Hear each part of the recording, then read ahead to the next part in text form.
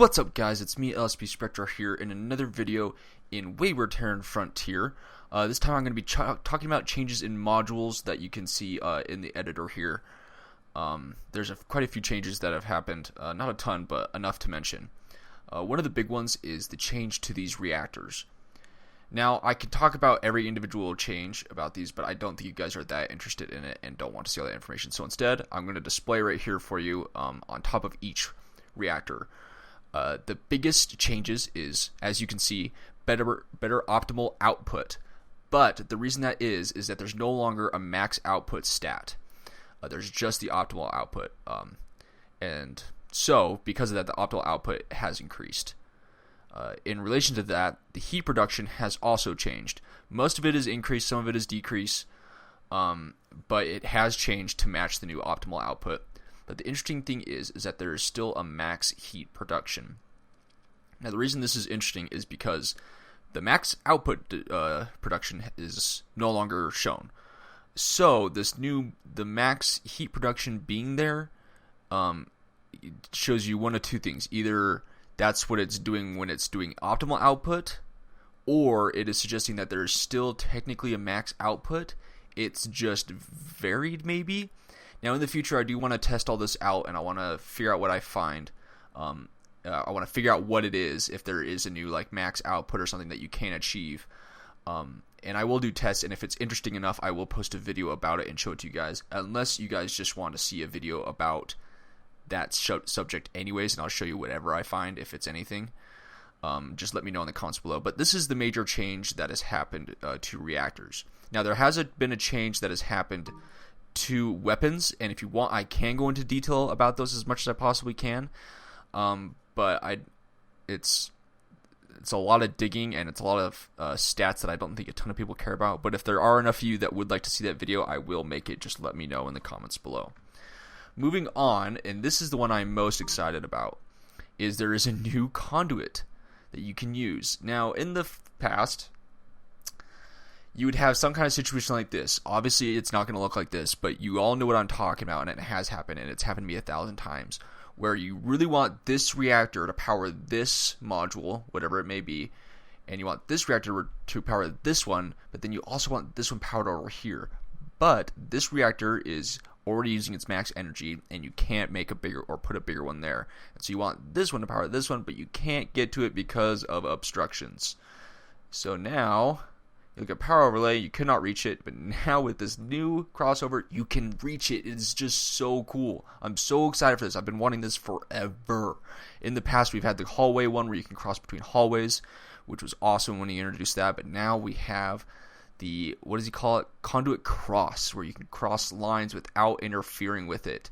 And it makes it so these conduits are no longer sharing energy. The energy is going this way in a separate line, while the energy in this one is going in a separate one. There's no sharing of energy, and so you can manage your energy output much easier across your whole ship. Guys, I'm just so stoked about this. It makes me so happy. I hope you guys are as happy about this as I am. With this change in mind, if you want to see me do another build of a ship, please let me know in the comments below of if you want it, if there's a specific type you want me to do where I'm able to implement this a little bit more, and possibly the reactor changes and all that. So let me know. I may do one anyways, but it may be far off unless you want to see it sooner. The next big change is that we have new hallways. These were introduced with the new stations that have been produced. These are the different ones. You got your curved, your straight, that's kind of skinnies out, which helps you make room for other modules, is my best assumption. You got the super thin one, somewhat thin one, but this one also allows you to attach to the smaller ones as well. You got the main straight hallway and then the end cap. Now, these hallways are really cool. They got the bushes, the art looks fantastic. I love the lighting effect that's in them.